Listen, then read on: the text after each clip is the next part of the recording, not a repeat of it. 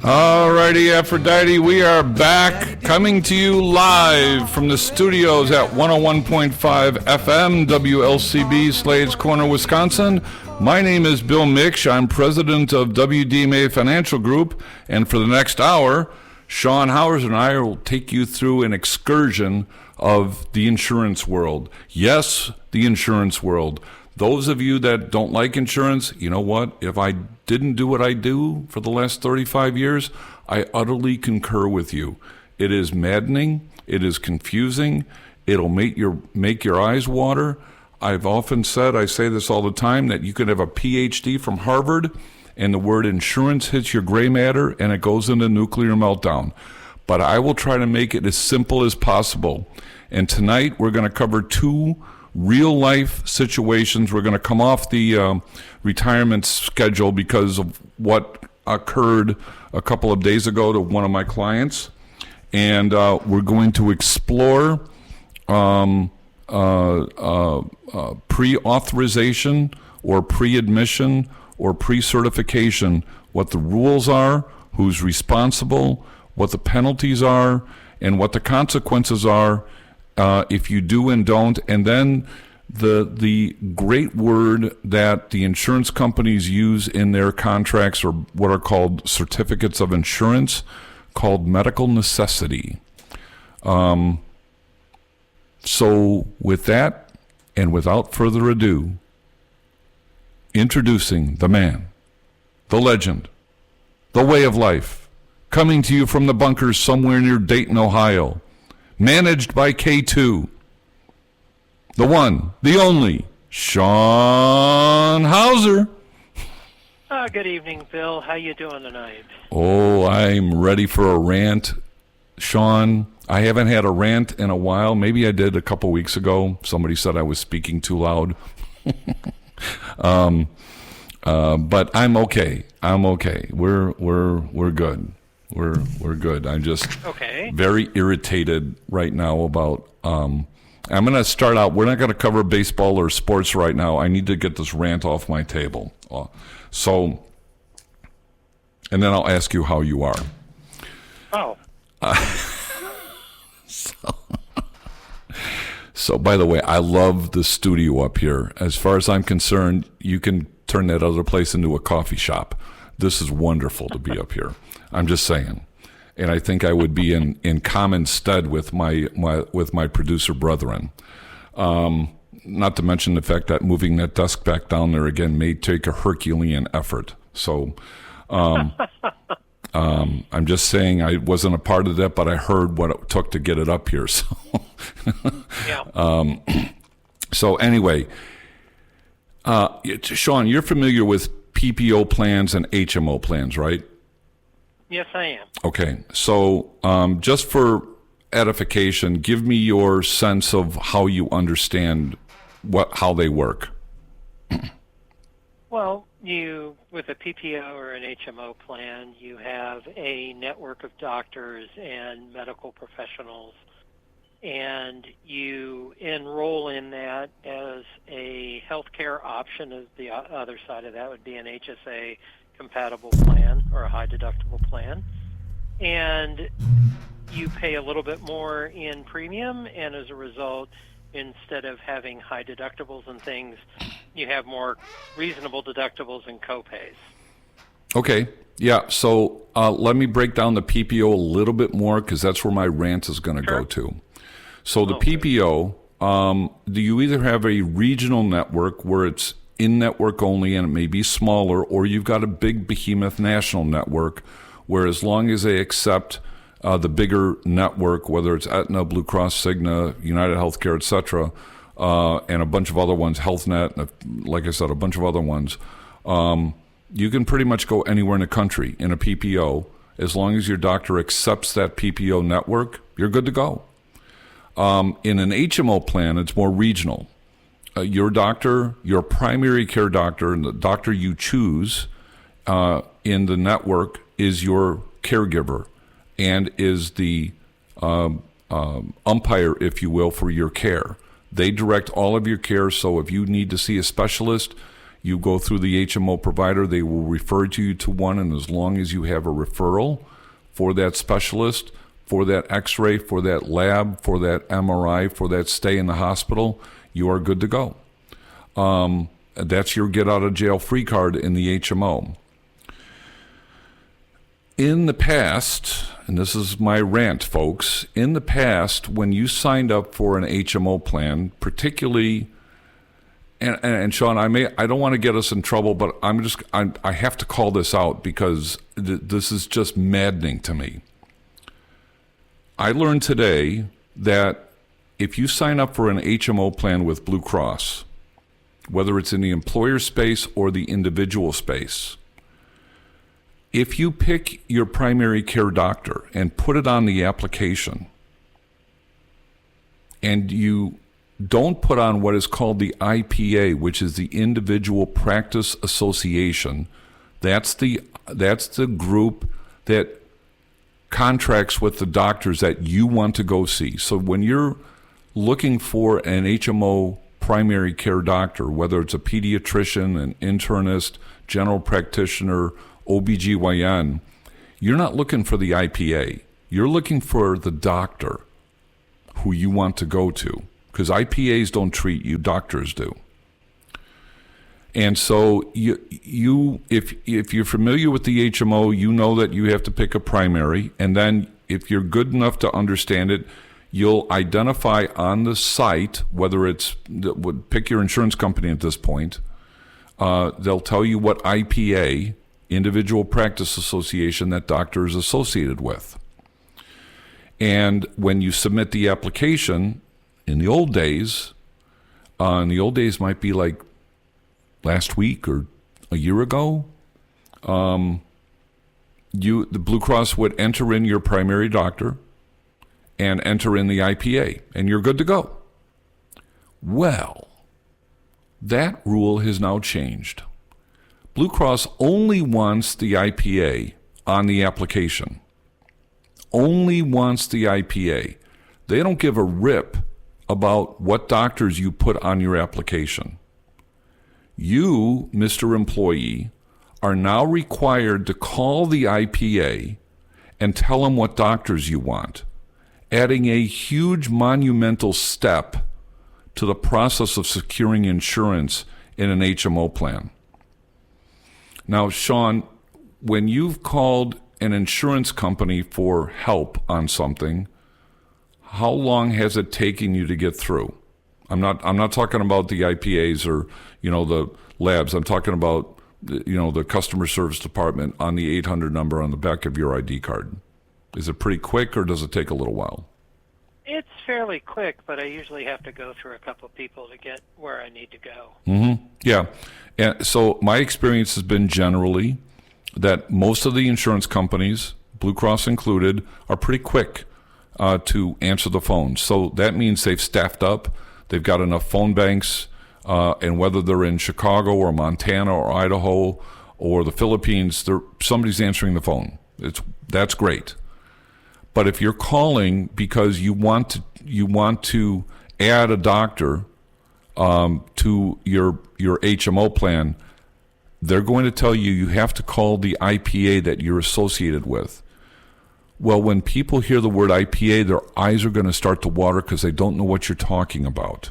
Most of the time, they don't have any idea, especially if they're new to the HMO plan. And even if they're not going to understand it because it's still Blue Cross. But the rule has now changed. And this is maddening because, and I'm sure, Sean, you've not been in an HMO for a long time, if ever. Is that a fair statement? Yeah, about 10 years. Okay. Well, that was old school, old rules. Back then, you gave the insurance company the IPA and the doctor's name, and you were good to go, assuming the doctor was in the network and you did the right things.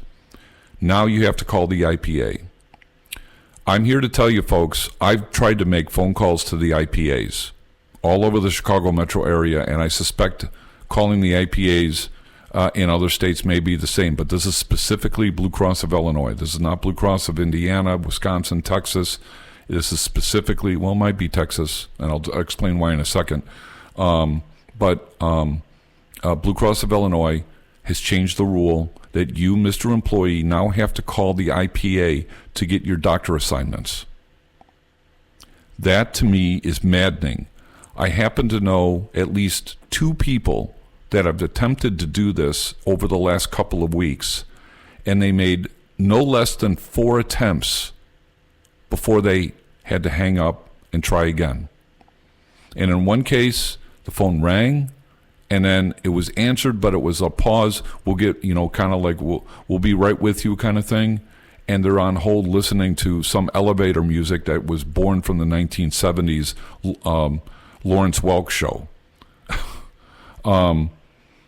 This is whatever brainchild in the C-suites at Blue Cross came up with this idea is utterly idiotic, moronic, and that person ought to be thrown out on his ear, and anybody who approved it ought to be shown the door.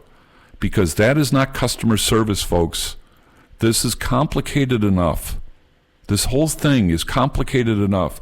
But now you've put the burden on the employee to call the IPA that doesn't have 50 people answering a phone bank. They might have 2, maybe 3 if you're lucky, that are answering the phones.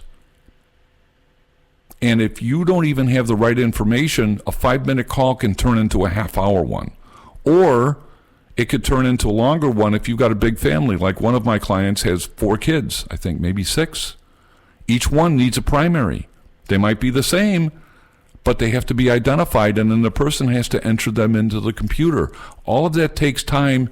Tick-tock, tick-tock, tick-tock. So if Blue Cross, you're listening to me, I got 35 years in this industry, and I've got probably another 10 or 15 before I'm done.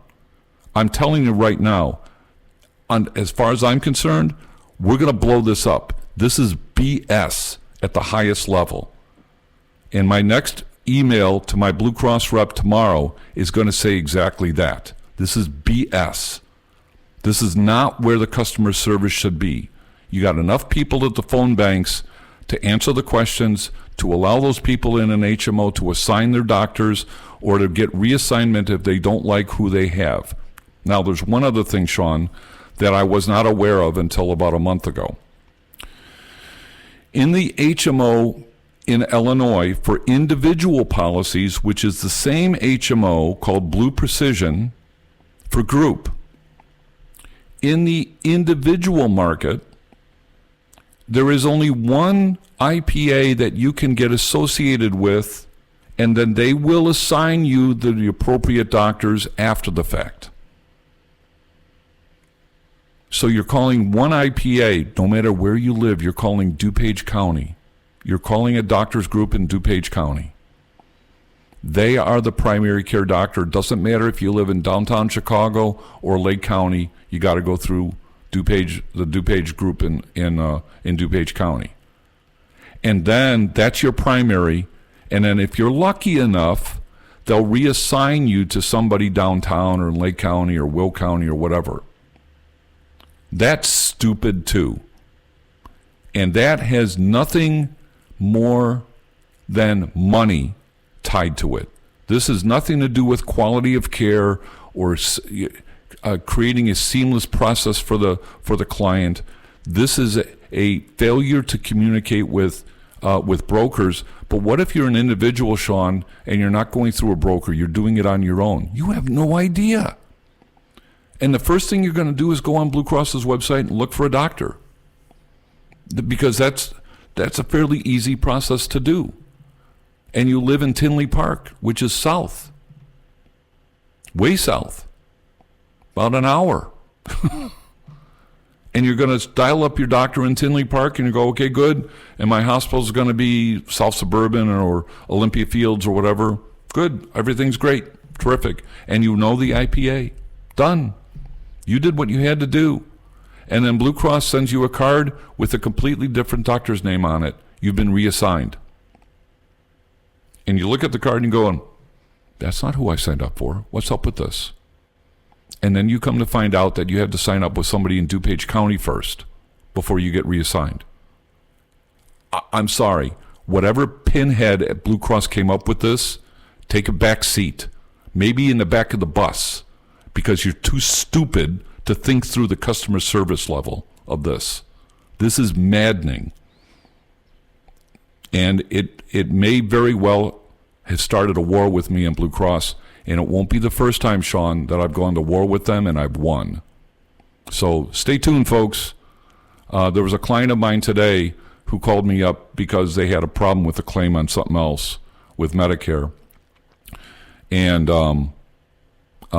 they referred to me as, call Bill, he's the bulldog. So the bulldog has been unleashed, Sean. Unleashed.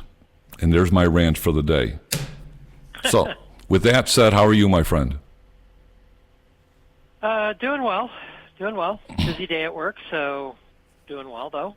Can't complain. That's good. How's K2? She's good. She's upstairs playing the piano. Oh, that's cool. I'll look forward to that when we come visit you in a couple weeks. So okay. I'll bring my guitar. We'll tell her it's time for a recital. Absolutely. I'll be glad to sit by and listen, because listening, I learn to other people who know what they're doing. It's a pleasant thing. So, all right, Sean, let's get on with the show. Now, this is real life show tonight. So I just shared with you a situation that's real life about how an insurance company is going about assigning HMO doctors now for you. But something else happened this week that most people should know, but they don't, and it may not be their fault. It may not even be the employer's fault. It depends on how the communication goes, how big of a company you work for, and how you get your benefits delivered to you.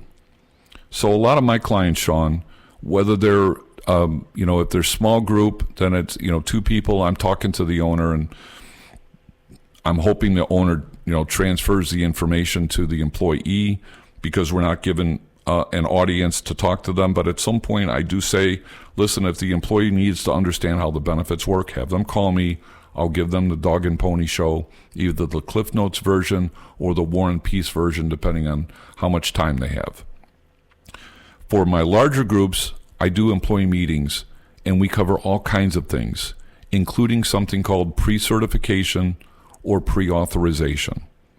Now, in a nutshell, Sean, before I get into the definition, what do you think pre-authorization or pre-certification means, and how would that affect your care if you needed? Well, it's going to slow it down.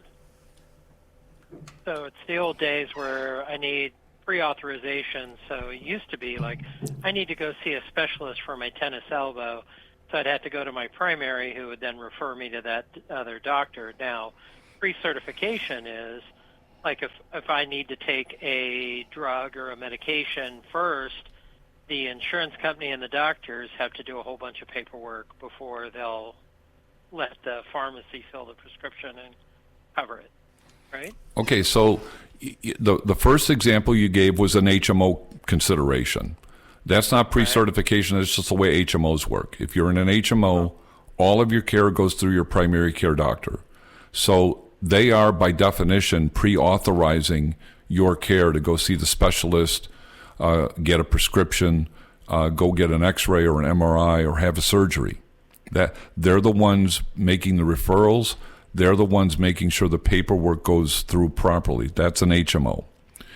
In the PPO world, where you'd certainly have a doctor, whether it's a specialist or a primary care doctor, those doctors, if they're contracted with specifically, in this case, Blue Cross of Illinois, or Aetna, or United Healthcare, there is a provision in their contract that specifically says, if you are a Blue Cross, Blue Shield of Illinois, or whatever doctor in the state of Illinois, and you're contracted, it is your responsibility, doctor, to pre-authorize or pre-certify one of your patients' admissions into the hospital, surgery, CAT scan, MRI, or behavioral case care, like mental health care kind of thing.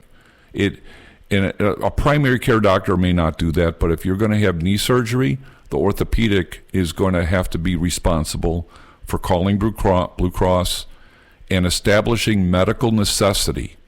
And I want to draw this out a little bit.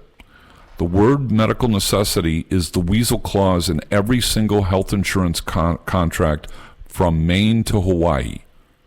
Somebody else necessarily at the insurance carrier is determining, based on a certain plateau of rules that have been created by doctors working on behalf of insurance companies, and I'm not criticizing here, just telling you what the rules are. They have decided what is, by normal medical standards, what is medically necessary and what is not medically necessary. It's up to your physician to make a case that whatever you're doing is medically necessary. And these things have to be done, that's why they call it pre-authorization or pre-certification, is that they have, before you go to one of these things, as long as it's not an emergency, as long as you are needing knee surgery, back surgery, heart surgery, whatever the procedure might be, an MRI, a CAT scan, those kinds of things, the doctor by contract is supposed to know that they, the doctor, are responsible for pre-authorizing the care that you as the patient need to have. And if they don't do that care, or they don't report properly or in a timely manner, that they cannot bill you for the services that you were subject to. So I can't tell you the specifics because I'd be violating about 20 different HIPAA rules. But this particular client of mine works for a very large company, and the doctor did not pre-authorize his procedure. He actually called me and said, "What's up with this?" And I said, "Tell the doctor to get it pre-authorized. Even if it's done after the fact, as long as it's done as long as it's pre-authorized, you're good to go." Now, keep in mind, the procedure at this point, Sean, has already been done. Mm-hmm. The doctor was involved. The anesthesiologist was involved. The hospital is involved. They're all tied to the same coding that the doctor did. The insurance company received the pre-authorization, and the insurance company denied the claim on the basis of medical necessity. This was not a small claim, folks. So wait a minute. Go ahead. Doctor, he got your policyholder goes to the doctor. A procedure is performed. It should have been pre-authorized, but the doctor didn't pre-authorize it. Or wouldn't the insurance company? Don't they have to submit something? Or anyway, so the insurance company's in the dark. Yep. The guy calls you and says, "What's going on with this?" The doctor goes back to pre-auth it, even though the thing has been done, and they decline him. Correct. Okay. So they declined him. So now what's the response? Here, I'm going to tell you what's going to happen here. Before I tell you what's in the plan document or the plan certification, the doctor and the hospital and the anesthesiologist get the same letter. Claim denied. Not medically necessary. So my client calls me up and says he got this letter.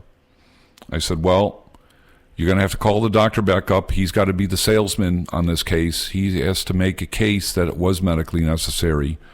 And I asked him to get what's called a peer-to-peer review. That means, let's just say this was an orthopedic situation. An orthopedic doctor, your doctor, is talking to the orthopedic equivalent at the insurance company. Peer-to-peer review. That's the highest level of review that you can have. And if they say no, then the game's kind of over. Now, will the doctor bill you, the patient, for the service? You're going to get a bill. Now, every contract is different. I pulled mine out, so this is what my contract says with Blue Cross. And this is on page 28 of the plan document under utilization management.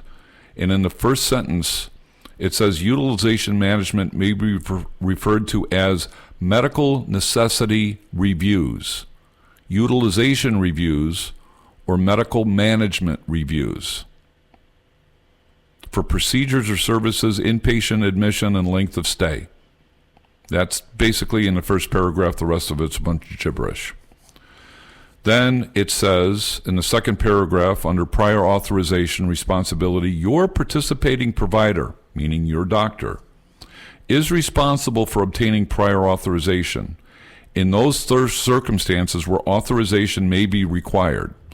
If pre-authorization is not obtained and the services are denied as not medically necessary, the participating provider will be held responsible and will not be able to bill the member for services, quote, unquote. This comes from my plan document, not necessarily the plan document of my client. I've asked him to give a copy to me for this so that I can review it. I also suggested that if this does not go well and he starts getting billed, that you need to lawyer up because they're going to come after you. This was not a cheap surgery that was done. Wouldn't surprise me if it was $50,000. Providers that contract with Blue Cross Blue Shield are not who are not familiar with the Blue Cross prior authorization. Okay, so you know what, Sean? We're coming to the bottom of the hour. I got to take a break, but this is really important, folks, because every single medical plan on the planet has a pre-authorization requirement, whether it's HMO or PPO. These exist on every contract. So we're going to come back to this, and we're going to break this down a little bit, and we're going to see whether or not, we're going to break down who's going to be ultimately responsible, because there are circumstances where you, the patient, have to make this phone call. And we'll just leave it at that. I'll kind of tease you with that. We'll be right back. That's Sean Hauser. My name is Bill Miksch. I'm president of WDMI Financial Group at 101.5 FM, WLCB, Slades Corner, Wisconsin. We'll be right back after these short messages.